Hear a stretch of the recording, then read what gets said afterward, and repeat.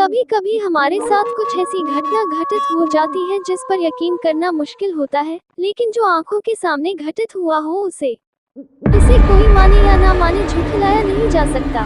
मेरा नाम अंकिता है। मैं 12वीं क्लास में पढ़ रही हूँ। 2 साल के बाद भी पिकनिक का जिक्र होते ही वही भयानक रात ऐसे सामने आ जाती है जैसे आज की ही बात हो। एक दिन बच्चों ने पिकनिक जाने की बात कही। ये सुनते ही मेरी रूह कांप गई, क्योंकि मुझे वही भयानक रात याद आ गई। ये बात तब की है जब मैं 10वीं क्लास में पढ़ रही थी। एक दिन टीचर ने पिकनिक का प्लान बनाया था। अपने सभी दोस्तों के साथ मैंने भी जाने के लिए हाँ कर दी।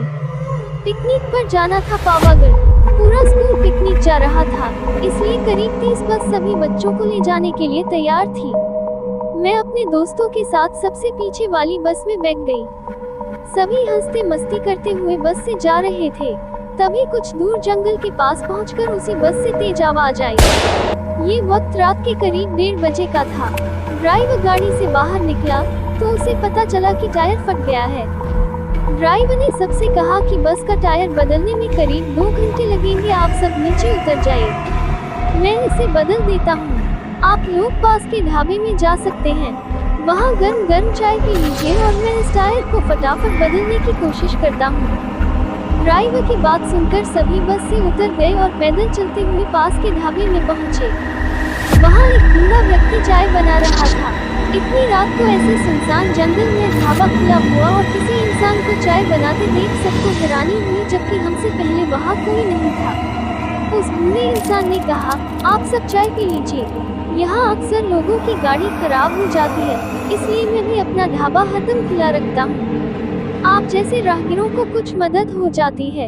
उनकी बात सुनकर सबने चाय का ऑर्डर दे दिया। उन्होंने कुछ ही देर में सबके लिए चाय बनाकर मेज पर रख दी। चाय पीते हुए मेरी आंखें एकदम ढाबे की छत की तरफ गई। वहाँ मैंने एक औरत को सफेद रंग की साड़ी में खुले बाल लहराते हुए देखा। कुछ देर बाद वो जोर जोर से हंसने लगी। भले ही हंसने की आवाज किसी को सुनाई नहीं दे रही थी, लेकिन मैंने उसे मुंह खोलकर हंसते हुए देखा था। ये सब देखकर मैंने डर के मारे आंखें नीचे झुका ली। कांपते हुए किसी तरह से मैंने चाय दोबारा पीना शुरू ही किया थी कि उसी वक्त जोर जोर से किसी के चिल्लाने की आवाज जंगल की ओर से आई। ढाबे में बैठे हुए सभी बच्चे और टीचर उस आवाज को सुनकर डर गए। सबको डरा हुआ देखकर उस बूढ़े इंसान ने कहा कि मैं देखकर आता हूँ क्या हुआ है, आप लोग यहीं बैठे रहो। इतना कहकर वो आवाज की तरफ बढ़ गया। तभी एक लड़की को खून की उल्टी लगातार होने लगी। उसको देखकर सबकी हालत और खराब हो गई। उसी समय एक टीचर ने कहा कि तुम सब आग जलाओ और उसके अगल उसको बगल में बैठ जाओ। सबने मिलकर आग जलाई और गोल घेरा करके बैठ गए। टीचर ने सख्त लहजे में सबसे कह दिया कि अकेले कोई कहीं नहीं जाएगा। वैसे भी सब इतना डरे हुए थे कि अकेले कहीं जाने की हिम्मत नहीं हो रही थी। आग के पास बैठे बैठे 3 बज गए। तब कहीं जाकर वो बूढ़ा इंसान जंगल से लौटकर आया। उसने सबकी तरफ देखा और कहा कि उस चीख को सब भूल जाना, नहीं तो जीना मुश्किल हो जाएगा। इतना कहकर वो ढाबे के अंदर चला गया। तभी ड्राइवर भी टायर बदलकर बस लेकर ढाबे के पास पहुंचा। सभी लोग भगवान का नाम लेते हुए उस बस में बैठ गए। टीचर ने बस में बैठते ही सबको कहा कि कोई एक दूसरे से बात नहीं करेगा, सीधे सब सो जाओ। टीचर की बात मानकर सब चुपचाप बस में ही सो गए। उसके बाद पिकनिक स्पॉट पर पहुंचे और करीब 1 हफ्ते बाद घूमकर आ गए।